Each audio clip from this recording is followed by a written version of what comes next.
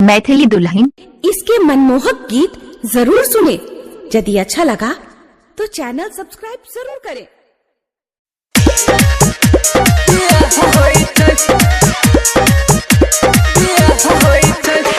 DJ Sumit Satish Rema, DJ Sumit Satish Rema, DJ Sumit Satish Rema, नया साल में माल के बिया होई छे, बिया होई छे। हो गेल सबटा फेल पलान हो, फेल पलान हो, फेल पलान हो।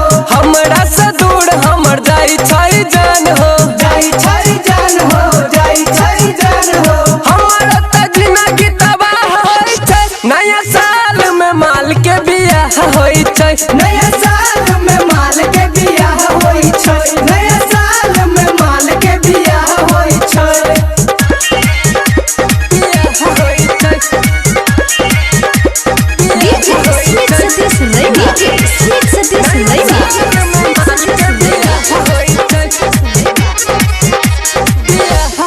कोना के मने बई happy new year, happy new year हो, हैप्पी न्यू ईयर। केकरा कहबई हेलो माय डियर, हेलो माय डियर हो, हेलो माय डियर।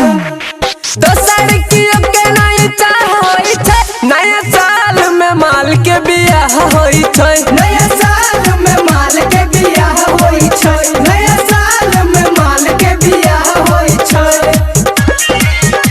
बियाह होई छै।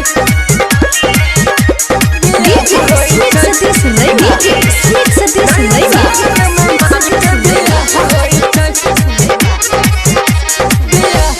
नया साल के दिन हम रहबै उदास हो, रहबै उदास हो, रहबै उदास हो।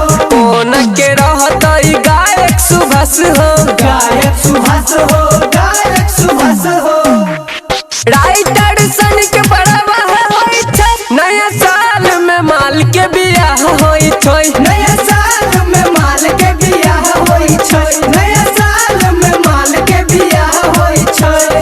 हमर त जिंदगी तबाह होई छै। नया साल में माल के बियाह होई छै, नया साल में माल के बियाह होई छै, नया साल में माल के बियाह होई छै। Triple S Studio।